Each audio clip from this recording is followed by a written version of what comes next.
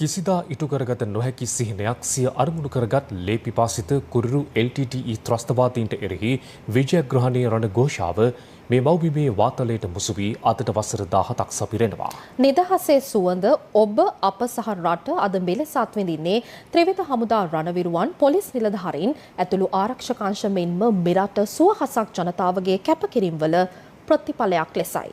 ඒ උදාරතරයින් වෙනුවෙන් හිරු ප්‍රවෘත්ති තබන ප්‍රණාමපූර්ණ සටහන හෙවත් විජයග්‍රහණයේ සිංහාවලෝකනයයි මේ.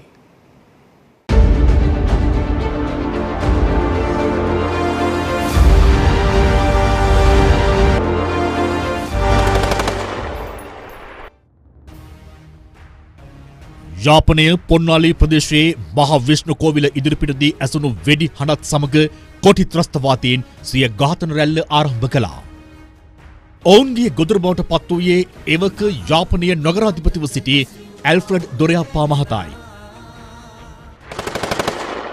තිරුනෙල්වේලි ප්‍රදේශයේදී යුද හමුදා ට්‍රක් රථයක් පුපුරවා හරිමින් හමුදා සමාජිකයින් 13 දෙනෙකු බිලිගත් කොටි සංවිධානය මෙරට හමුදාවට එරෙහිව සිය ඝාතන සංස්කෘතිය ආරම්භ කළා. ඉන්පසුව වසර ගණනාවක් පුරා ඔවුන් සිය ලේ පිපාසය සංසිඳුවා ගත්තේ සිය දහස් ගණනක් අහිංසක වැසියන්ගේ ජීවත්වීමේ අයිතිය උදුරා ගනිමින්. ලොව පුරා බෞද්ධ අබෞද්ධ ජනතාවගේ වන්දනා මානයෙන් පිදුම් ලබන ජයශ්‍රී මහ බෝධිය බෞද්ධින්ගේ මුදුන් මල් කඩවන ශ්‍රී දළදා මාලිගාව වැනි පුණ්‍ය භූමි පමණක් නොව ශ්‍රී ලංකා මහ බැංකුව කටුනායක බණ්ඩාරනායක ජාත්‍යන්තර ගුවන්තොටුපළ වැනි ආර්ථික මර්මස්ථාන මේ රුදුරු ත්‍රස්තයින්ගේ ඉලක්ක බවට පත් වුණා. 1990 වසරේ ආරම්භි දෙවෙනි ඊළාම් යුද්ධය අවසන් වූයේ 1993 වසරේදී. 2002 වසරේ සිට සිව් වසරක කාලයක් තුල සටන් විරාම ගිවිසුමක් අත්සන් කරමින් පැවති එක්සත් ජාතික පක්ෂ රජය සාම සාකච්ඡාවට කිහිපයක් ඔස්සේ යුද්ධයට වෙනත් විසඳුමක් ලබා දීමට උත්සාහ කළත් එය සාර්ථක වූයේ නැහැ. එම කාලය අතරතුර පවා හිටපු විදේශ අමාත්‍යවරයෙකු වූ ලක්ෂ්මන් කදිරගාමර් වැනි දේශ මාමක චරිත සදහටම නිහඬ කරමින් කොටි ත්‍රස්තවාදීන් ප්‍රදර්ශනය කළේ සිය සිත් පිත් නැති ලේපිපාසේ තරම මිස අන් කිසිවක් නොවේ. තවත් දේශපාලන චරිත රසක්ම කොටි ත්‍රස්තීන්ගේ ඉලක්ක බවට පත් වුණා. 2006 වසරේදී මහින්ද රාජපක්ෂ මහතා මෙරට බල්ලට පත් වූයේ රට පුරා තැනින් තැන කොටි ත්‍රස්තවාදීන්ගේ රුදුරු මිනිස් බෝම්බ අහිංසක නිරායුධ සිවිල් වැසියන් බිලිගනිමින් තිබූ පසුබිමකයි.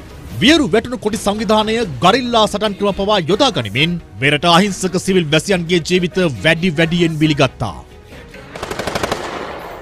කැබතිගොල්ලෑවේදී බස් බෝම්බයක් පුපුරවා හරමින් කොටි සංවිධානය සිය ඝාතන ඉතිහාසයේ පළමු අත්වැරද්ද කරගත්තේ කුඩා දරුවන් ඇතුළු 64 දෙනෙකුගේ ජීවිත අමුවේ ඝාතනය කරමින්.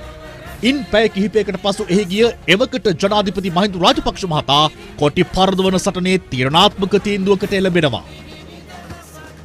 එදිනම පස්වරුවේ ශ්‍රී ලංකා ගුවන් හමුදාව කොටි ඉලක්ක සොයා ගුවන්ගත වූයේ ඒ තීරණාත්මක තීන්දුවේ වරම දරමින්. මව් නදිය යන අරුත ඇති මාවිල් ආරුවේ සොරව්ව වසා දමමින් ජනතාව ජීවත් වන උතුරේ පවුල් 15000කට අධික පිරිසක් අසරණ කිරීමට LTT ත්‍රස්තවාදීන් පෙළඹුණේ ඔවුන්ගේ ඊනියා ඊළමට ජාති ආගම් කුල බෙහෙද පවා නොමැති බව ලොවට පසක් කරමින්. අපේ මාතෘ භූමිය කෑලි වලට කඩන්න ඉඩ තියන්න බෑ හාමුදුරුවනේ.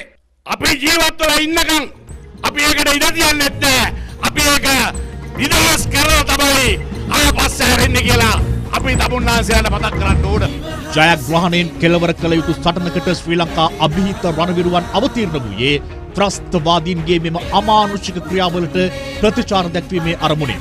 එවක යුද හමුදාපති ලුතිනන්ට් ජෙනරාල් සරත් ෆොන්සේකා, ගුවන් හමුදාපති එයා චීෆ් මාර්ෂල් රොෂාන් ගුණතිලක සහ නාවික හමුදාපති අඩ්මිරාල් වසන්ත කරන්නාගොඩ යන ත්‍රිවිධ හමුදා නියමුවන්ගේ දැක්ම සහ ශක්තිය ඒ රණවිරුවන්ට ආශිර්වාදයක් වුණා. ඒ අනුව රන්න බිමට පිවිසි ත්‍රිවිධ හමුදා විරුවන් මාවිල් ආරු සොරව්ව යලි විවෘත කරමින් අහිංසක ජනතාවගේ ජල අවශ්‍යතාව සපුරාලීමට පියවර ගත්තා. නැගෙනහිර මුදා ගැනීමේ මෙහෙයුම ආරම්භ කරමින් සත් මාසක් තුල නැගෙනහිර කොටි බලය බිඳ දැමූ රණවිරු සේනා තොප්පිගල මුදා ගනිමින් ඒ ජයග්‍රහණය සංකේතවත් කළේ රුදුරු කොටි ත්‍රස්තවාදීන්ට එරෙහි සටන ජයග්‍රහණයකින් කෙලවර කළ හැකි යන්න තහවුරු කර ගනිමින්. නැගිරිහිරින් පසු උතුරේ කොටි බලය බිඳ දැමූ වීර චාරිකාව ඇරඹෙන්නේ මන්නාරමින්. ශ්‍රී ලංකා ගුවන් හමුදාව ගුවනින් කොටි ඉලක්ක සුනිවිසුණු කරද්දී නාවික හමුදාව රට වැට බැඳී රන් වැටසේ නොසලී ලක්මම සුරකින සටනට දිරි දුන්නා.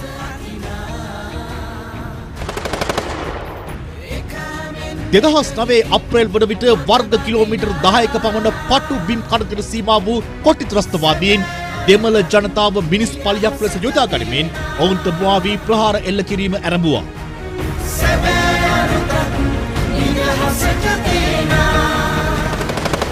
වසර 25කුත් මාස 9කට අධික කාලයක් පුරා ලක්මම බිහිතියට පත් කළ බිහිසුණු කොටි ඉතිහාසයේ අවසන් පරිච්ඡේදය ලියවෙන අවසන් සටන ආරම්භුණා. ළමයි මැදියයි ඕන හැමෝටම නිවෙසයක් ඕන හැමෝම ජීවත් වෙන්න ඕන හැමෝම බේර ගන්න ඕන රජුට කියන්න ඕන අපේ ළමයි ඔක්කොම දෙවිල දෙන්න ඔක්කොම බේර ගන්න ඕන. අලුත් දවසක අරුණළු උදා වෙද්දී එදින රාත්‍රියේ නන්දි කඩාල් කලපුව වෙඩි කඩින් ගිගුම් දෙමින් පැවතියා. හිරු උදා වී පැය කිහිපයක් ගත වෙද්දී සමස්ත රටක් වියපත් කළ කොටි ත්‍රස්තවාදී නායකයාගේ බිඳුනු සිහිනේ සාක්ෂිය නන්දි කඩාල් කලපුවෙන් සොයා ගැනීමට ලක් බව සුරකින විරෝධාර රණවිරුවන් සමත් වූයේ කිසිදා කිසිවෙකුට ශ්‍රී ලාංකීය මාතෘ භූමියට එරෙහි වීමට ඉඩ නොදෙන බව අධිෂ්ඨානශීලීව ලොවට පසක් කරමින්.